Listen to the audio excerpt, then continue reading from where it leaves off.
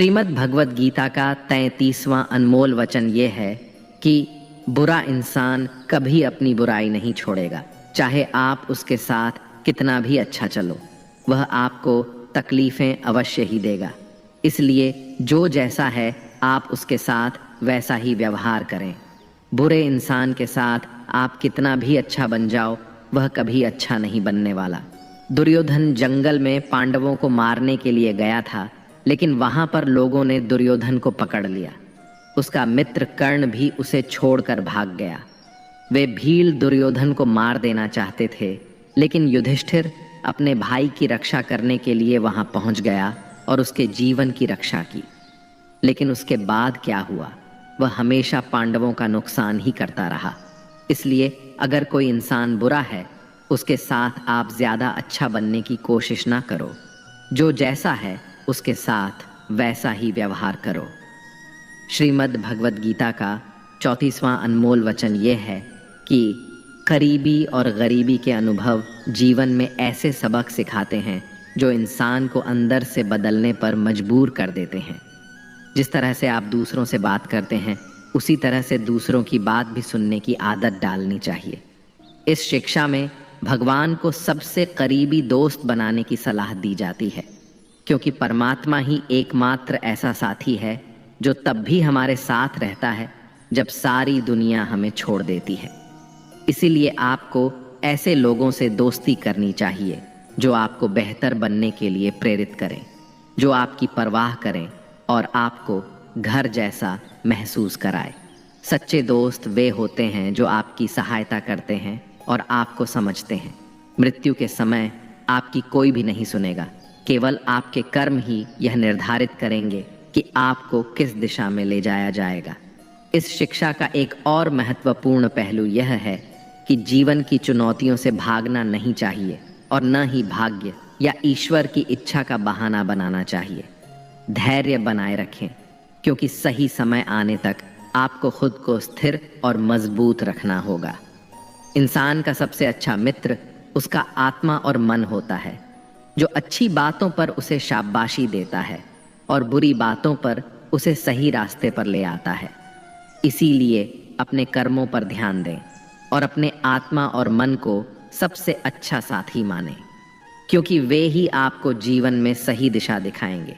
श्रीमद् भगवत गीता का 35वां अनमोल वचन ये है कि कई बार लोग कहते हैं, मेरा तो समय ही खराब चल रहा है, मुझे नहीं समझ आता कि मैं क्या करूं, कैसे अपने बुरे समय को अच्छे समय में बदलूं। सच तो यह है कि आपको एक चीज़ जो बुरे समय में ज़रूर करनी चाहिए और बहुत से लोग यह चीज़ करना छोड़ देते हैं। चलिए इसे समझते हैं एक कहानी के माध्यम से। एक बार एक बहुत ही गरीब किसान था। वो गरीब था, मेहनती था, मगर खुश था। वह सुबह उठकर केवल 10 मिनट मंदिर में जाकर भगवान के आगे हाथ जोड़कर प्रार्थना करता था। उस किसान की पत्नी भी हर रोज़ किसान के साथ मंदिर जाती। प्रार्थना करके वह सारा दिन अपने खेतों में काम करता। उसका जीवन बहुत ही अच्छा चल रहा था। अपनी मेहनत की कमाई से वह कुछ ज़्यादा तो नहीं कमा पाता था, लेकिन फिर भी जितना कमाता था उसमें भी कुछ पैसे लोगों की भलाई में लगा देता था। एक बार उनके गांव में एक बीमारी फैल गई। किसान का इकलौता लड़का बहुत बीमार हो गया। किसान के गांव में इस बीमारी के इलाज के लिए कोई अच्छा डॉक्टर नहीं था। पास के शहर में उस लड़के को ले जाया गया। शहर के इस अस्पताल का इलाज बहुत ही महंगा था। उस बेचारे किसान के लिए अस्पताल के डॉक्टर की फीस, दवाइयों का खर्चा आदि दे पाना बहुत ही मुश्किल था। किसान दिन प्रतिदिन हिम्मत हारता जा रहा था। एक दिन अस्पताल में बैठे बैठे वह इतना हताश हो गया कि वह जोर जोर से रोने लगा और कहने लगा, पता नहीं किस चीज़ का बदला ले रहा है भगवान। कभी वह खुद को कोसता है तो कभी परमात्मा को। किसान की पत्नी को अटूट विश्वास था, पर किसान को आशा की कोई किरण नजर नहीं आ रही थी। अस्पताल के कुछ दूरी पर एक मंदिर था। किसान की पत्नी उस मंदिर में हर रोज प्रार्थना करने जाती, पर किसान का दिल नहीं करता। डॉक्टर ने किसान से कहा, उसके बच्चे के इलाज के लिए 10,000 रुपयों की आवश्यकता है। किसान के लिए इतनी बड़ी रकम इकट्ठा कर पाना असंभव था। किसान की पत्नी अब भी मंदिर जाती। वह भगवान के आगे हाथ जोड़कर प्रार्थना करती कि उसका पुत्र ठीक हो जाए। एक दिन मंदिर में एक सेठ आया। उसने किसान की पत्नी को बताया कि उसने किसान की बात उस दिन अस्पताल में सुनी, जिस दिन किसान रो रहा था। सेठ ने बताया उस दिन सेठ की पत्नी भी अस्पताल में थी। अब वह पूरी तरह से ठीक हो गई थी और घर चली गई। सेठ को बातों ही बातों में पता चल गया कि किसान को 10,000 रुपयों की आवश्यकता है। तो सेठ ने तुरंत अपनी जेब से पैसा निकाल कर देते हुए कहा, उसके पास इस समय 10,000 रुपए ही हैं, जिसे वह रख ले। साथ में सेठ जी ने कागज पर अपना पता लिखते हुए कहा, अगर उनको और पैसों की आवश्यकता हो तो वे बेझिझक मांग ले। किसान की पत्नी ने उत्तर दिया, इस कागज की कोई आवश्यकता नहीं है। वो जानती है कि ये पैसे उसको किसने भी की प्राप्ति नहीं हो जाती, यानी जब तक कर्म करने वाला अपने कर्म के परिणामों को पूर्ण रूप से भोग ना ले। किसी को समय से पहले और भाग्य से अधिक नहीं मिल पाता। श्रीमद् भगवद गीता का 36वां अनमोल वचन यह है कि अध्यात्म से जुड़े। एक आध्यात्मिक ज्ञान ही जीवन को सुकून की तरफ ले जा सकता है। आध्यात्मिक ज्ञान आपको मानसिक और आत्मिक रूप से मजबूत बनाएगा। इसलिए ईश्वर पर विश्वास करें और ईश्वर द्वारा प्रदान की गई शिक्षाओं का पालन करें। लोगों की बातों पर जितना ध्यान देंगे उतना ही आपका खुद पर से विश्वास कम होता जाएगा। इसलिए खुद पर विश्वास कर खुद के दम पर आगे बढ़ो और स्वयं ही अपना मार्ग तय करो। जीवन में किसी भी पल कुछ भी हो सकता है। जीवन सीमित है, समय व्यर्थ मत करो। बुरे अतीत को याद करके दुखी होने से अच्छा है कि उससे सीख लो और अपने वर्तमान को सुधार कर एक बेहतर भविष्य का निर्माण करो। कर्म करो और ईश्वर पर भरोसा रखो। क्या होगा क्या नहीं, यह ईश्वर पर छोड़ दें। जितना अधिक पुरुषार्थ करोगे, स्वर्ग का मार्ग उतना ही सरल होगा। स्वयं को ईश्वर के चरणों में सौंप दो। नित्य अच्छे कर्म करो और लोगों की भलाई करो और उन्हें सही राह दिखाओ। एक ज्ञानवान व्यक्ति कभी भी कामुक सुख में आनंद नहीं लेता। इसलिए ज्ञानी व्यक्ति जो हो गया वह अच्छा हुआ, जो हो रहा है वह अच्छा हो रहा है और जो होगा वह भी अच्छा ही होगा, इसी पर अडिग विश्वास करता है। वेद पुराण पढ़ने का कोई लाभ ही नहीं जब तक उसमें कही बातों को अपने जीवन में अनुकरण न करें, उनका पालन न करें। रावण बुद्धिमान अवश्य था किंतु ज्ञानी नहीं। उसकी अज्ञानता ने उसे क्रोधी, कामुक और अहंकारी बना दिया, जो उसकी मृत्यु का सबसे बड़ा कारण बना। श्री कृष्ण कहते हैं, मैं सभी प्राणियों को एक समान रूप से देखता हूँ। मेरे लिए ना कोई कम प्रिय है और ना ही अधिक। वह ज्ञान व्यर्थ है जो सिर्फ तुम तक ही सीमित है। उस ज्ञान का कोई लाभ नहीं जिससे समाज एवं जगत का कल्याण ना किया जा सके। तुम क्यों व्यर्थ में चिंता करते हो? तुम क्यों भयभीत होते हो? कौन तुम्हें मार सकता है? आत्मा ना कभी जन्म लेता है और ना ही इसे कोई मार सकता है। यही जीवन का अंतिम सत्य है। मनुष्य का कर्म ही मनुष्य को ईश्वर के नजदीक लाता है या ईश्वर से दूर कर देता है। इसलिए हमेशा अच्छे कर्म ही करें। जब जब इस धरती पर पाप, अहंकार और अधर्म चरम सीमा पर होगा, तब तब उसका विनाश कर धर्म की पुनः स्थापना हेतु मैं अवश्य अवतार लेता हूँ। जो दान कर्तव्य समझकर बिना किसी सोच के किसी जरूरतमंद व्यक्ति को दिया जाए, वह दान सात्विक माना जाता है। जिसने मन को जीत लिया है, उसने पहले ही परमात्मा को प्राप्त कर लिया है, क्योंकि उसने शांति प्राप्त कर ली है। ऐसे मनुष्य के मन पर सुख, दुख, सर्दी, गर्मी और मान अपमान का कोई फर्क ही नहीं पड़ेगा। जो विद्वान होते हैं वह ना तो जीवन के लिए और ना ही मृत्यु के लिए शोक करते हैं। अपने कर्तव्यों को पूरी निष्ठा से, ईमानदारी के साथ निभाना और धर्म का पालन करना भी बड़े तप के समान होता है। श्रीमद् भगवद गीता का 37वां अनमोल वचन यह है कि जब भी जिंदगी में खुद को अकेला महसूस करो, तब इस सच्चाई को ठीक से समझ लेना कि आप दुनिया में अकेले ही आए थे और अकेले ही जाओगे। वास्तविकता में यहाँ कोई आपका अपना नहीं है। एक दिन तो जो माँ बाप हमें जन्म देते हैं वह भी हमें अकेला छोड़ के चले जाते हैं, तो औरों से तो उम्मीद ही क्या करना। यदि कोई आपका साथ छोड़ दे तो याद रखना कि वो ईश्वर सदा आपके साथ है, वह कभी आपका साथ नहीं छोड़ता। गीता में श्री कृष्ण ने अर्जुन से कहा, चाहे कोई मनुष्य मुझे माने या ना माने, लेकिन मैं इंसान का साथ कभी नहीं छोड़ता, क्योंकि ये सब मेरी ही संतानें हैं। इंसान को ईश्वर का ही अंश कहा गया है, इसलिए मनुष्य को ईश्वर की संतान कहा जाता है। इसीलिए आपको अकेलेपन से कभी दुखी नहीं होना चाहिए, कभी डरना नहीं चाहिए, बल्कि किसी गलत इंसान के साथ रहने से डरना चाहिए। एक कहावत है कि something is better than nothing, यानी कुछ होना कुछ नहीं होने से कई गुना बेहतर है। लेकिन एक और कहावत है कि nothing is better than nonsense, इसलिए नॉनसेंस लोगों के साथ रहने से अच्छा है आप अकेले ही रहो। इसीलिए गीता का यह उपदेश हर इंसान के लिए बहुत ज़रूरी है जो खुद को अकेला समझकर दुखी हो जाते हैं। इसीलिए अकेलेपन से डरना और दुखी होना छोड़ दो, क्योंकि यहाँ कोई किसी का नहीं होता। श्रीमद् भगवद गीता का 38वां अनमोल वचन यह है कि कभी भी अपने धन, अपने पद और बल का अभिमान नहीं करना चाहिए। दुर्योधन को बहुत अभिमान था कि मेरे पास भीष्म पितामह जैसे, द्रोणाचार्य और कर्ण जैसे योद्धा बैठे हैं, तो इन पांडवों को तो मैं यूं ही मसल कर रख दूंगा।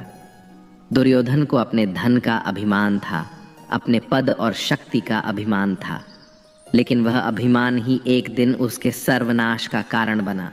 जो लोग अपने पैसे के अहंकार में या शक्ति के अहंकार में दूसरों को नीचा दिखाते हैं, दूसरों को चोट पहुंचाते हैं, एक दिन उनकी वही गलती उनका सर्वनाश कर देती है। इसलिए जीवन में आप चाहे कितने भी सफल हो जाएं, कितने भी बड़े इंसान हो जाएं, लेकिन उसका अभिमान दूसरों को कभी मत दिखाना। श्रीमद् भगवद गीता का 39वां अनमोल वचन यह है कि आज के युग में बहुत ज़्यादा अच्छे मत बनो, नहीं तो यह दुनिया आपको लूट कर कंगाल कर देगी। पांडवों की कहानी यह शिक्षा देती है कि ज़्यादा अच्छा बनना आपको कई बार बहुत दुख दे सकता है। पांडव हमेशा धर्म के मार्ग पर चलते थे, कभी कोई गलत काम नहीं किया, लेकिन उनका सारा राजपाट चला गया। उनकी पत्नी को भरी सभा में नग्न करने की कोशिश की गई, भिक्षा लेकर के उन्हें अपनी जिंदगी गुजारनी पड़ी। कारण क्या था? यह कि वे कुछ ज्यादा ही अच्छे बने हुए थे। यह तो तब की बात है, और आज की दुनिया तो और भी बदल चुकी है।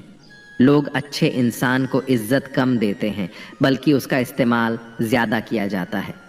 अगर आप भी लोगों के साथ अच्छा रहते हैं तो आप इस चीज को खुद अनुभव कर पाएंगे। आप जितना लोगों के साथ अच्छा चलते हैं, लोग आपके साथ उतना ही गलत व्यवहार करते हैं, लोग आपका उतना ज्यादा इस्तेमाल करते हैं। आप दूसरों की खुशी के लिए कुछ भी करते जाते हैं और लोग सिर्फ आपका फायदा लेने में लगे रहते हैं। इसीलिए आज के ज़माने में खुश रहना है, ना तो बहुत ज़्यादा अच्छे मत बनो। इसका मतलब यह नहीं कि आप बुरे इंसान बन जाओ। आप अच्छे और सच्चे कर्म करो और अपनी नज़र में अच्छे बनते रहो। दुनिया की नज़र में अच्छे बनने की कोशिश कभी मत करना। श्रीमद् भगवद गीता का 40वां उपदेश यह है कि आँखों से सच दिखने वाली बात पर भी एकदम से जल्दी भरोसा नहीं करना चाहिए। ऐसी बहुत सी कहानियाँ आपने सुनी होंगी कि कई बार आँखों से दिखने वाली बात भी सच नहीं होती है। इसीलिए भरोसा करने में कभी भी जल्दबाजी मत करना। श्रीमद् भगवद गीता का 41वां अनमोल वचन यह है कि जीवन में जब भी कोई मुश्किल आए तो हिम्मत मत हारो, बस थोड़ा धीरज रखो। जो लोग मुश्किल वक्त में खुद को थोड़ा संभाल कर धीरज रखते हैं, वो हर मुश्किल को आसानी से पार कर जाते हैं। एक राजा अपने गुरुजी के पास गया और उसने गुरुजी से जाकर बोला कि ऐसे तो राज्य में हर प्रकार की खुशहाली है, पर वक्त का कोई भरोसा नहीं है। अगर कभी जिंदगी में कोई मुश्किल वक्त आए, कोई बुरा वक्त आए, तो उस वक्त के लिए मुझे कोई मंत्र दीजिए, कोई शिक्षा दीजिए, कोई उपदेश दीजिए कि उस बुरे वक्त से कैसे बाहर निकलना है। तो गुरुजी ने उसे एक ताबीज़ बांध कर दे दिया और राजा से कहा कि इस ताबीज़ में मैंने एक मंत्र लिख कर रखा है। जब तुम्हारी ज़िंदगी में बहुत बुरा वक्त आए और तुम्हें लगे कि इससे बुरा तो अब कुछ हो ही नहीं सकता, उस समय पर यह ताबीज़ खोलकर तुम इस मंत्र को पढ़ लेना। तुम्हारे अंदर बहुत शक्ति आ जाएगी। और एक दिन ऐसा हुआ भी कि उस राजा के राज्य पे किसी दूसरे राजा ने आक्रमण कर दिया और इस राजा की ऐसी स्थिति हुई कि उसे अपना राज्य छोड़कर अपने कुछ लोगों के साथ भागना पड़ा। उस समय पर राजा बहुत दुखी था और विचार करने लगा कि गुरुजी ने मुझे ताबीज़ दिया था और कहा था कि जब जिंदगी में बहुत बुरा वक्त आए तब उसे खोलकर पढ़ना, और इसके अंदर जो मंत्र लिखा हुआ है वह मेरे अंदर शक्ति भर देगा। राजा ने विचार किया कि इससे बुरा वक्त और क्या हो सकता है। उसने गुरुजी का दिया हुआ वह ताबीज़ खोला और उसके अंदर लिखा हुआ था कि यह वक्त भी गुजर ही जाएगा। इस वचन को पढ़कर राजा के मन में एक शक्ति आई और विश्वास जागा कि यह जो बुरा वक्त है यह भी टिकने वाला नहीं है, यह भी निकल ही जाएगा, इसलिए मुझे हिम्मत नहीं हारनी है।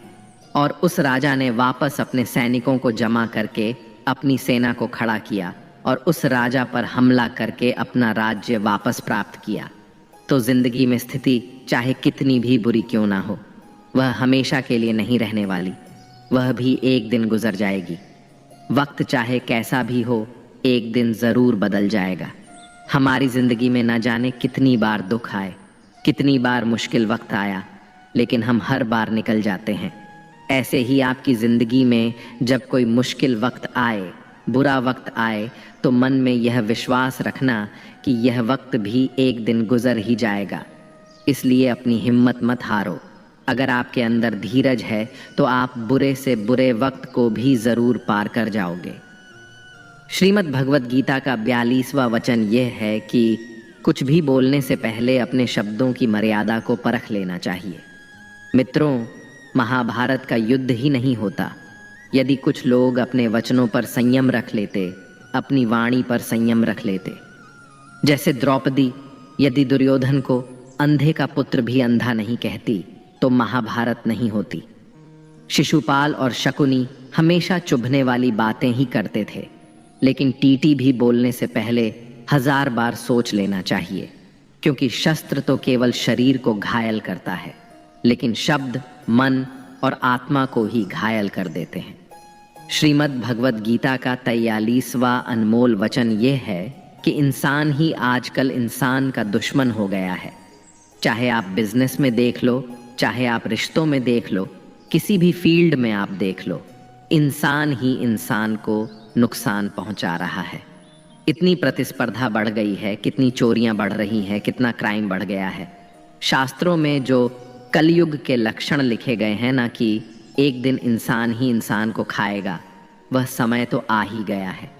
इंसान ही तो इंसान को खा रहा है, एक दूसरे का बिजनेस खा रहा है, एक दूसरे की नौकरियां खा रहा है, एक दूसरे की जिंदगी की खुशियां खा रहा है। इंसान जो दुखी है उसे और दुखी करो, जो खुश है उसे परेशान करो।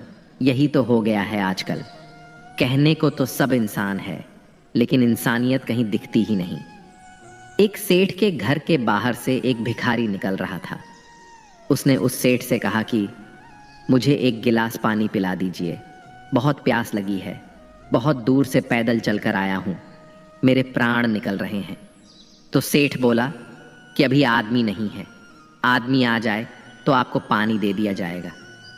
थोड़ी देर बाद उस भिखारी ने सेठ से कहा, आप कृपया करके मुझे एक गिलास पानी पिला दीजिए, मैं चला जाऊंगा, मेरे प्राण निकल रहे हैं और आसपास में किसी का घर भी नहीं दिख रहा। तो उस सेठ ने कहा, मैंने कहा ना कि आदमी आने वाला है, वह आ जाए तो आपको पानी मिल जाएगा।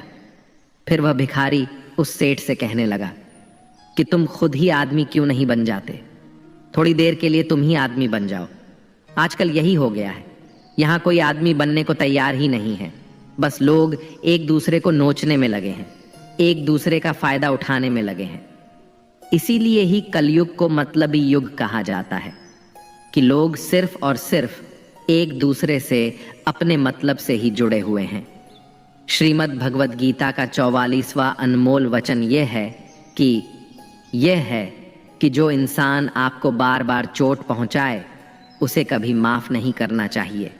युधिष्ठिर ने दुर्योधन को बार बार माफ किया और उसका परिणाम यह हुआ कि उन्हें अपनी जिंदगी में बहुत बड़े दुखों का सामना करना पड़ा। कोई इंसान अगर एक बार गलती करे तो माफ करना फिर भी ठीक है, लेकिन कोई अगर बार बार गलती करे तो उसे माफ करना आपको बहुत ज्यादा नुकसान पहुंचाएगा, क्योंकि वो गलती नहीं हो रही है, वो उसकी आदत है, वो ऐसा ही है। वह हमेशा आपके साथ ऐसा करेगा, तो बहुत ज्यादा दयालु मत बनो। किसी को माफ करने में और बेवकूफ बनने में बहुत बड़ा अंतर होता है।